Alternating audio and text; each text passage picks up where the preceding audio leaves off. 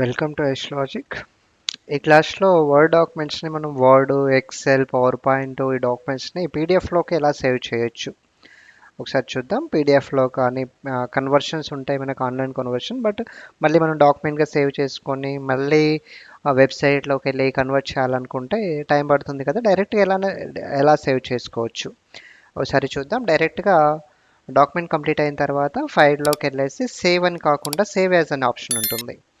So save యాజ్లోకి వెళ్ళేసి డైరెక్ట్గా ఇక్కడ వర్షన్స్ మనకు సేవ్ టైప్ ఎలా ఉండాలి అంటే డాక్యుమెంట్ టైప్ ఉండాలా, వర్డ్ టెంప్లెట్సా, పీడిఎఫ్, ఇలా ఆప్షన్స్ అన్నీ ఉంటాయి. ప్లెయిన్ టెక్స్ట్ అనేది ఇందులో మనకు కావాల్సిన ఫార్మేట్ అనేది మనం చూస్ చేసుకోవచ్చు. వెబ్ పేజ్, చాలా వరకు వెబ్ డిజైనింగ్ వాళ్ళకైతే వెబ్ పేజ్ అవసరం అవుతుంది.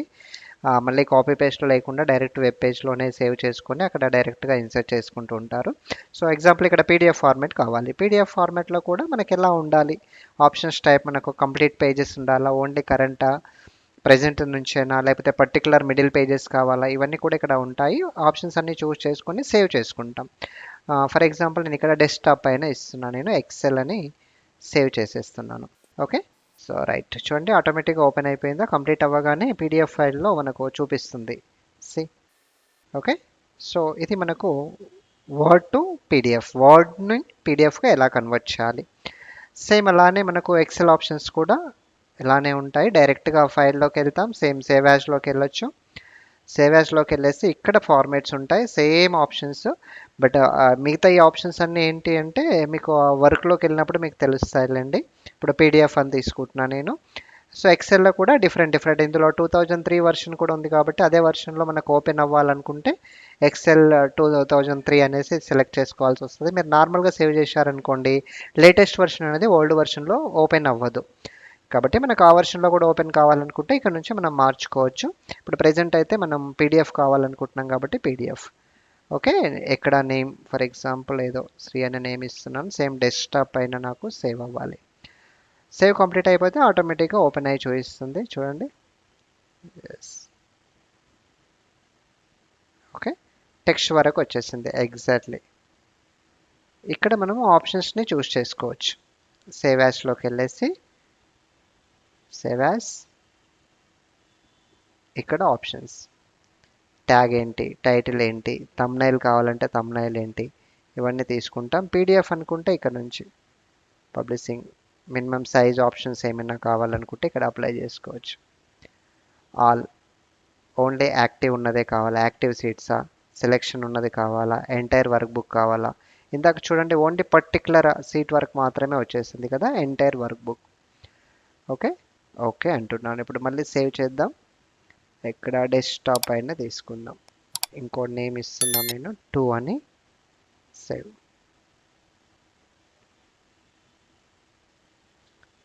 చూడండి ఎంటైర్ ఆల్ సీట్స్ వచ్చాయి. ఇందాక ఓన్లీ కరెంట్ సీట్ మాత్రమే ఉంది. డిఫాల్ట్ ఏది ఉంటే అది మాత్రమే వచ్చేస్తుంది. మనం సేవ్ చేసుకునేటప్పుడు ఆప్షన్స్ని చెక్ చేసుకుంటూ సేవ్ చేసుకుంటే సరిపోతుంది. సేమ్ యాజ్ ఇట్ ఈస్గా పవర్ పాయింట్, ఎక్కువగా ప్రజెంటేషన్స్ని పీడిఎఫ్లో పంపిస్తూ ఉంటారు. డాక్యుమెంటేషన్ మొత్తం కంప్లీట్ అవుతుంది, స్లైడ్ అంతా క్రియేట్ అయిన తర్వాత మనం ప్లే చేయాలనుకుంటేనే ఇందులో పవర్ పాయింట్ ఫార్మేట్ అనేది అవసరం అవుతుంది. పీడిఎఫ్ ఫార్మేట్లోనే కావాలనుకున్న సేమ్ డైరెక్ట్గా సేవ్ యాజ్లోకి వెళ్ళేసి ఇక్కడ మనకు కావాల్సిన ఫార్మేట్ ఏంటి చూడండి. వర్డ్లో అయితే ఆటోమేటిక్గా వస్తుంది, ఇక్కడైతే ఖచ్చితంగా ఆప్షన్స్ మనం చూసుకోవాలి. ఆప్షన్స్లోకి వెళ్ళేసి మనకి ఏమేం కావాలి, ఓకే, స్లైడ్స్ కావాలా, నోట్ పేజెస్ కావాలా, ఏమేం కావాలనే చూసుకుంటాం. ఆల్ అంటే ఏ టు జెడ్ మొత్తం అప్లై అయిపోతుంది. ఓకే, సో లేదు మనకి ఎగ్జాక్ట్లీ ఫ్రేమ్ వరకే కావాలి, ఇంక్లూడ్ అండ్ హైడ్ చేస్తే ఏమైనా ఇక్కడ మనం హైడ్ చేసిన స్లైడ్స్ కూడా కావాలనుకుంటే హైడ్ అని కూడా తీసుకుంటాము. ఓన్లీ కామెంటెడ్, ఇవన్నీ మీరు ఆప్షన్స్ చెక్ చేసుకోండి. ఎగ్జాంపుల్ నేను స్లైడ్ అని తీసుకుంటున్నాను, ఏదో ఒకటి టాలీ ఏఆర్పి అని ఒక టైటిల్ ఇస్తున్నాను నేను. సేవ్.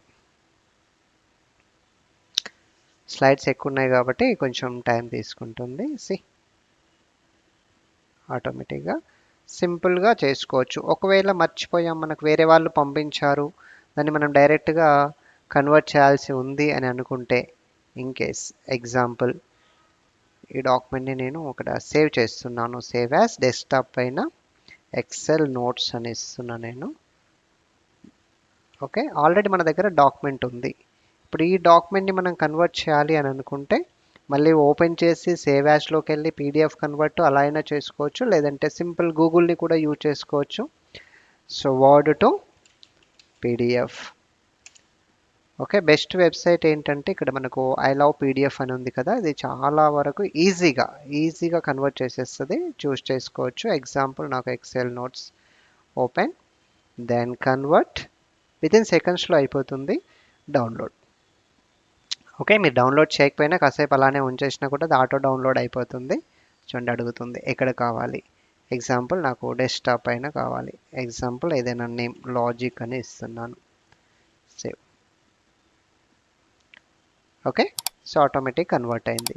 సో ఒకవేళ పీడిఎఫ్ ఉంది మీకు ఎక్సెల్లో కావాలనుకున్నా సింపుల్ ఇక్కడ నుంచి తీసుకోండి, పీడిఎఫ్ టు ఎక్సెల్ వర్డా ఏదైనా సరే ఇవన్నీ కూడా వర్క్ అవుతాయి మనకు.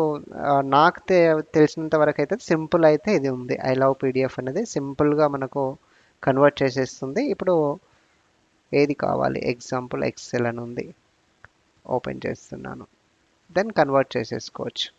Okay, so word to Excel, Excel to word సింపుల్గా కన్వర్ట్ చేసుకోవడానికి ఇవి చాలా వరకు హెల్ప్ అవుతాయి. Thank you.